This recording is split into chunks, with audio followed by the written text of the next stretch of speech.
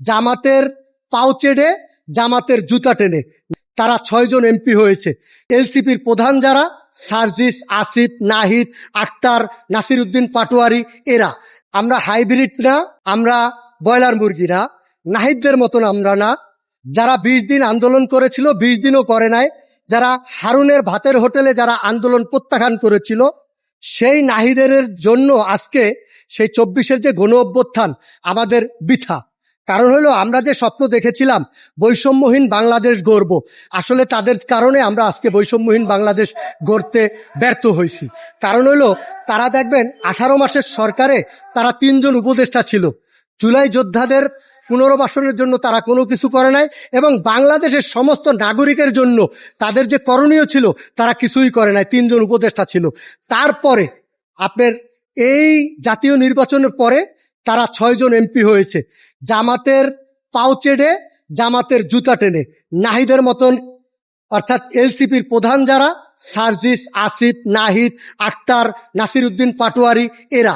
আজকে আমাদের যে স্বপ্ন সেই স্বপ্ন টোটালটাই ধুলের সাথ।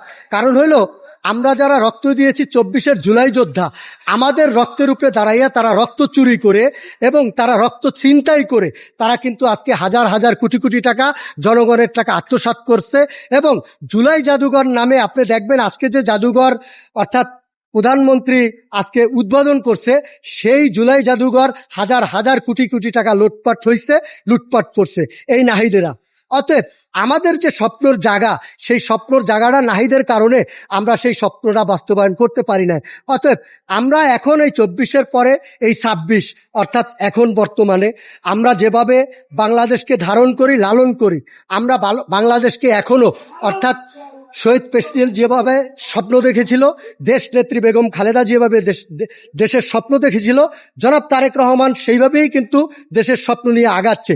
কিন্তু যেই জামাত শিবির গোলাপানিতে মাছ শিকার করতে চাইতেছে, যাদের কারণে আপনি দেখবেন গতকালকে ক্যাম্পাসে দেশি অস্ত্রশস্ত্র নিয়ে যেভাবে, অর্থাৎ যাদের কাছে বর্তমানে মা বোন আমাদের নিরাপদ না, যাদের কাছে আমাদের মা বোন নিরাপদ না, যারা হলো ধর্ষণকারী এবং 1971 সালে যারা ধর্ষণ করছে, এবং সেই শিবির রক্কাড়া শিবির বর্তমানে যেভাবে রাজপথ উত্তাল করতেছে এবং যেভাবে তারা অর্থাৎ বাংলাদেশকে অস্থির করতেছে, সেইভাবে আসলে নতুন করে আমরা যে একটা বাংলাদেশ, সুন্দর বাংলাদেশের স্বপ্ন দেখতেছি, আসলে তাদের কারণে সেই বাংলাদেশ আমার মনে হয় না সুন্দর বাংলাদেশ আপনার স্বপ্ন দেখতে পারি।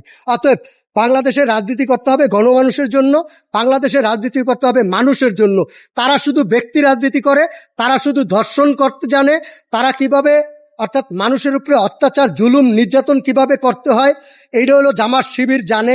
এবং বর্তমান এলসিপি অর্থাৎ তারা কিভাবে টাকা পয়সা ইনকাম করবে আমাদের জুলাই যোদ্ধাদের রক্তের উপরে দাঁড়াইয়া, এবং বাংলাদেশের আপামর জনগণের যে ধারণা ছিল এবং ভাবনা ছিল বৈষম্য দূর হবে, সেই বৈষম্যটা আজকেও তাদের কারণে দূর হয় নাই, তাদের কারণে এখনো আমরা বৈষম্যতে আছি।